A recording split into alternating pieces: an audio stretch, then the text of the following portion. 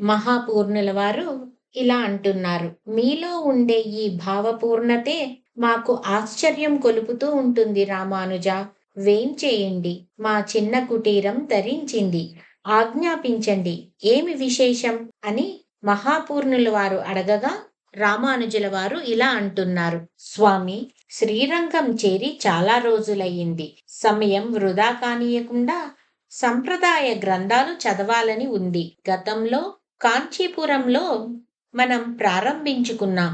కానీ అప్పుడు ఏవో కారణాల వల్ల నిలిచిపోయింది. పునః ప్రారంభించమని ప్రార్థించవచ్చాం అని రామానుజుల వారు అనగా, జ్ఞానసాగరులు మీరు. యామునాచార్యుల వారి కృప మీపై ఉంది.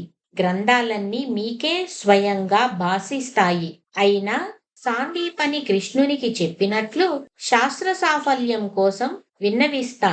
రేపే ప్రారంభిద్దాం అని అంటారు మహాపూర్ణుల వారు. దేవరవారి ఈ ప్రోత్సాహమే మమ్మల్ని నడిపిస్తుంది. అలానే రేపే ప్రారంభిద్దాం అని అంటారు రామానుజుల వారు. మహాపూర్ణుల వారు రామానుజుల వారికి ఇలా చెప్తున్నారు.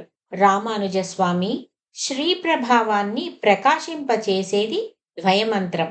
అత్యంత విలువైనది, సర్వవేద సారమైనది కనుక దీనికి సాటి మరొకటి లేదు.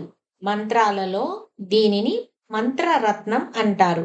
జీవుడు గమ్యాన్ని నిర్ణయించే ఈ మంత్రం అతి రహస్యమైనది, గంభీరమైనది కూడా అని మహాపూర్ణుల వారు చెప్పగా, ఆహా, ధన్యోస్మి స్వామి, మీ సన్నిధిలో వింటుంటే అలా వినాలనే అనిపిస్తుంది అని రామానుజుల వారు అనగా, ఇంతవరకు న్యాసతత్వ మనే గ్రంథం పూర్తి చేసుకున్నాం అని అంటారు మహాపూర్ణుల వారు. అవును స్వామి, అందులో శరణాగతి చేసే ప్రపన్నుడి స్వరూప స్వభావాలు, ప్రపత్తి వైలక్షణ్యం, భగవంతుడి ఔదార్యం తెలిసాయి అని రామానుజుల వారు అనగా, పురుష నిర్ణయం మనే గ్రంథం కూడా పూర్తి చేసుకున్నాము కదా అని మహాపూర్ణుల వారు అనగా, అందులో నారాయణ పరతత్వాన్ని యామునాచార్య స్వామి నిరూపించిన విధానం అనితర సాధ్యము. దేవరవారు దానిని ఉపదేశించి మమ్ము ధన్యులను చేశారు. యామునాచార్య స్వామి వైదిక మార్గాన్ని ఎంత నిర్దుష్టంగా వివరించారో అది మీ శ్రీ సూక్తులలో ఇంకా స్పష్టంగా ఉంది అని రామానుజుల వారు అనగా, అర్థం చేసుకునే యోగ్యత మీలో ఉందనే మీకోసం వారెదురు చూశారు. వారందించిన గీతార్థ సంగ్రహం అనే ఈ రత్నాన్ని అది కూడా పూర్తిగా అధ్యయనం చేశాము కదా అని మహాపూర్ణులు వారు అనగా, రామానుజుల వారు ఏమంటున్నారో రేపు చూద్దాం.